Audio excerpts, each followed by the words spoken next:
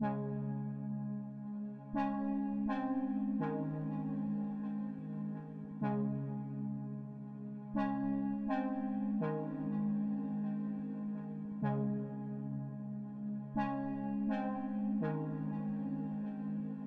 Degenkolb is a sprinter who is equally at home on the cobblestones as he is in the final 200 meters of a high-speed finish. Degenkolb has amassed 48 wins in his career, and while it's been almost a half-decade since his last win, there could be more added with a bit of luck. While we have the time, let's look at Degenkolb's 4 biggest wins thus far.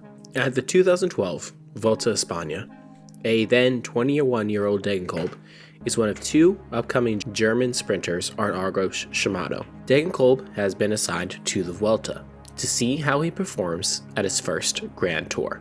Stage 2 is a hillier course with a rolling finish all the way to the line, a course that is well suited to Degenkolb's skills and his determination.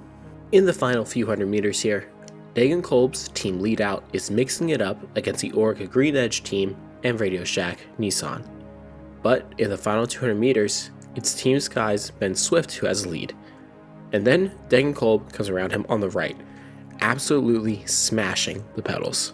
This is the biggest win he's had yet, and he's full of joy and excitement.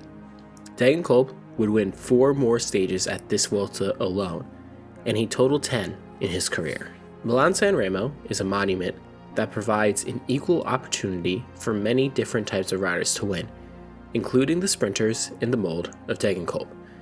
Back in 2012, he finished 5th, and now, 3 years later, he's aiming for the top step. It's a cold and wet day on the Italian coast, weather that plays to Degenkolb's advantage. And it's incredibly dangerous on these ascents, no matter where you are in the pack.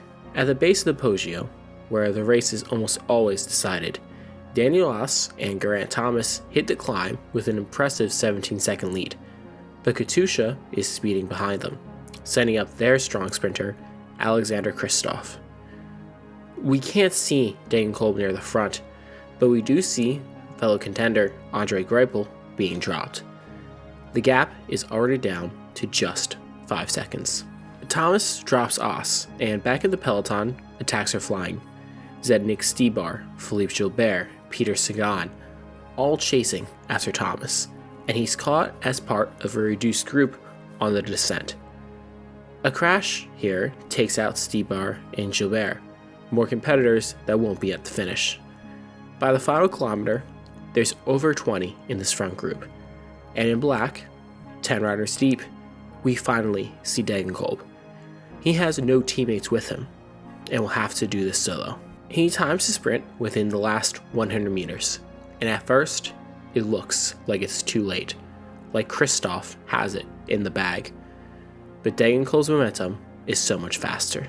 It was a really tough race, a beautiful victory. It's a race that really suits me. It's perfect for me, and now it's mine. Milan-San Remo wasn't the only monument that suited Degenkolb. The other was Paris-Roubaix. Last year, Degenkolb finished 2nd, and now, in 2015, he wants the top step. Paris-Roubaix was brutal this year, and with 12.3 kilometers to go, Yves Lampaert and Greg Van Avermaet have escaped the lead group. Degenkolb decides to follow, joins the group, and extends the lead to 25 seconds. But infighting leads to a chase group joining. This means the final lap on the velodrome now has 7 men going head-to-head. Zdeněk Stybar is in 2nd, getting a lead out, and Degenkolb, the best sprinter here, sits 3rd. He keeps looking over his shoulder to make sure he doesn't get boxed in on the bottom of the track, even swinging up to prevent it. He looks, then launches. He knows that there will be a tailwind on the home stretch, which will keep his momentum, and he's done it perfectly. Degenkolb becomes the first German to win the race since Josef Fischer won the inaugural edition in 1896, and he's the first rider to win Milan-San Remo and Paris-Roubaix in the same year since Sean Kelly in 1986. In January 2016, he and 5 other Giant Alpecin riders were hospitalized after a training camp accident. They were hit by a driver who was on the wrong side of the road, with Degenkolb almost losing a finger as a result.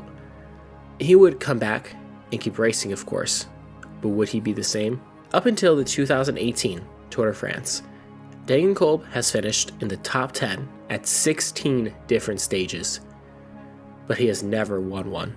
Stage 9 is basically a shorter Paris-Roubaix with 15 cobbled sectors. With less than 17 kilometers to go, Yves Lampaert and Greg Van Avermaet, who is currently in yellow here, have attacked the lead group, and Degenkolb has joined them. Time is a flat circle. These three stay away, and with 800 meters to go, it's time to play cat and mouse. Degenkolb sits on the front, swerving left and right. He's still the fastest sprinter here, and the other two know it. With 200 meters to go, Degenkolb launches from the front, daring the others to be faster. They can't even come alongside him. Degenkolb wins and fills the big gap on his resume.